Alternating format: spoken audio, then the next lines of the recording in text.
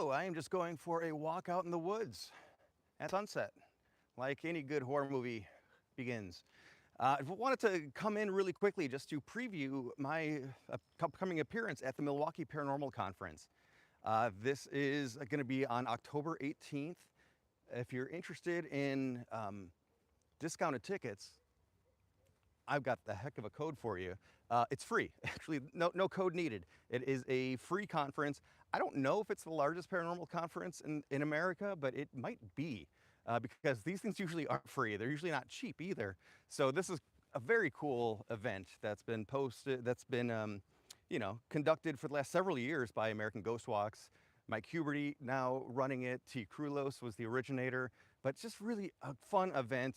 And unlike a lot of other conferences too, this one, they really make an effort to make this a local conference with a focus on local stories.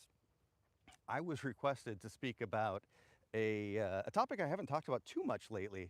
I'm a couple years removed from it, but it's still one of the most amazing stories of my career as a paranormal storyteller and investigator, and that is the Crosse Drownings. It's an ongoing thing. If you're watching the news, that actually was in the news again just this summer, unfortunately. A series of deaths that have happened in the Mississippi River in La Crosse, so regular, so frequent.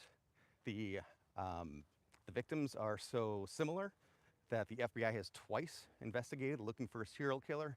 Both times they said there's no grounds to substantiate. There's not enough evidence to back that up, that it could be a serial killer, as I'm passing wonderful families going out for walks, talking about the darkest stuff I've ever covered.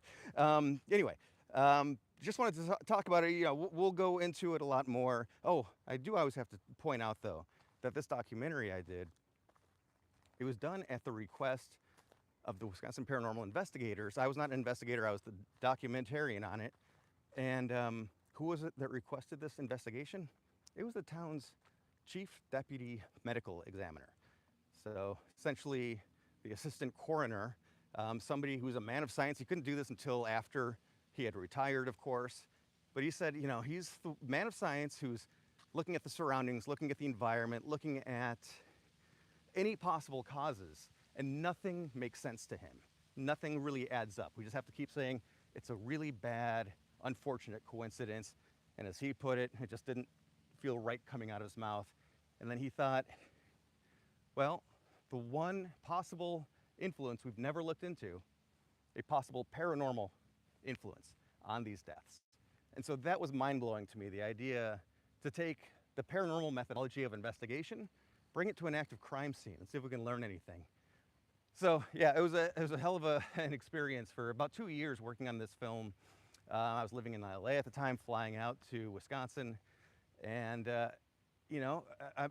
not going to give a lot away, but one thing that's, I think, unsettling is at the end of the day, we don't know. We still don't know. I was really thinking at times, I became quite skeptical in certain times, and then you really start to dig into it more and say, well, that didn't line up. That doesn't make sense. It is still a mystery. And the question of, is it possible that a paranormal influence will override our most basic core human programming of preservation? And the answer is not an obvious, well, that's silly. That can't possibly be true. At the end of the day, we still don't know. And that's pretty unsettling. So that's what I'll be talking about, but there's going to be programs, speakers, lecturers, really wonderful people all weekend, actually on July 18th, or October 18th. So if you're interested, if you're available, it is a free conference. Come on out, check it out, and I hope to see you there. And I also hope to figure out how to stop